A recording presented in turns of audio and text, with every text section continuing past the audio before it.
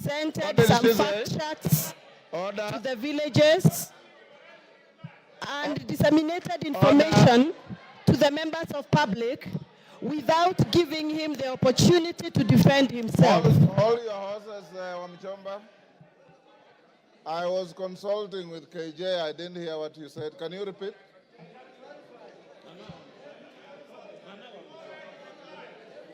Can you repeat what you said? I can't hear you, Mr. Speaker. Repeat what you said. I didn't hear. I was consulting with Honorable Member for Dagoretti.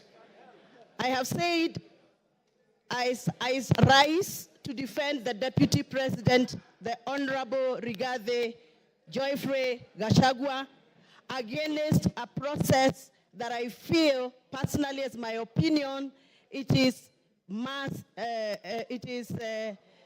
justice against the Deputy President because he has not been given the right of reply before we went for public participation. That is what I've said. Honorable Wamuchomba. According to the standing order here. Honorable Wamuchomba, that is neither factual nor legal because the Deputy President is appearing before this House at 5. So be factual. Mr. Speaker, yes. Please allow me to execute my point, then you can guide. Procedurally, Mr. Speaker, the fact sheets that were distributed in our constituencies had allegations that were read out to members of public as facts. So to me, the fact sheets that were distributed in our constituencies were fact sheets that were communicating facts. But from where I come from, Mr. Speaker, what was typed in those papers was not factual and needed to be interrogated. And I'm glad that the Deputy President is appearing in an hour's time here to come and clear the air. Mr. Speaker, before I defend and I give my submission, I request you to allow me to refer to the standing order number 91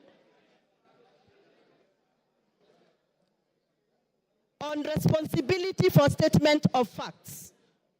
A member shall be responsible for accuracy and facts for whatever allegations that comes and disseminates from this House. Mr. Speaker, this morning we were watching video clips on our television in this House. Those video clips that were played in this House were reported speeches that were reported from various media houses in this country.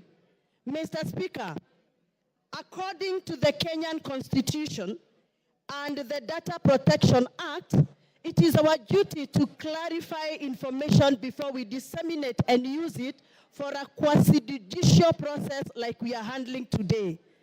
Mr. Speaker, I would want your guidance whether those media clips that were used this morning in the floor of this House by the mover of this motion, whether those media clips were qualified to be used in this process of impeachment.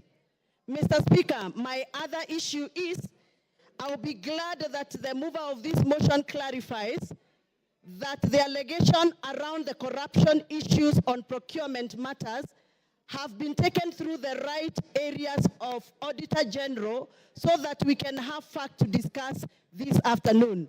Otherwise, according to me, the allegations that have been tabled by the mover of these motions are mere mudslinging, they are hearsay, they are gossips, and they must stop. And Mr. Deputy President must continue working for this country with all the energy, with all the labor, and with all the love that he has had. And those that feel that Mr. Deputy President has been biased into Mount Kenya politics, please forgive us, but we must tell you, everybody has their home. The Deputy President comes from Mount Kenya, and every good thing starts from Jerusalem. Even Jesus had to start his good work from Jerusalem. We are the Jerusalem. We shall continue allowing the Deputy President to do the work he's been doing in Mount Kenya, even as he tries and attempts to work in other parts of this country. I have personally escorted the Deputy President in other areas outside Mount Kenya. I know Mr. Deputy President has tried. It is barely 2 years before Mr. Deputy President continues with his work. Please allow him space to work. 2 years are not sufficient. Even for the members in this house know very well.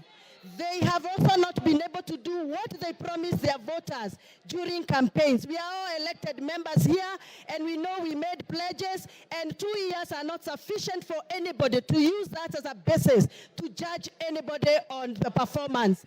I support that the Deputy President be given the opportunity to serve this country, and those that are attacking the Deputy President for working on behalf of the Mount Kenya region, they must also accept that everybody has a village where they come from, everybody has a home where they come from, and every good thing starts from Jeusalem, just like Jesus Christ did. Asanteni sana, and I refuse. The Deputy President is going nowhere. He's going to stay here to serve us. To serve us as we gave him votes. Thank you very much. Thank you, Speaker. Thank you, Honorable Speaker, for giving me this opportunity to contribute to this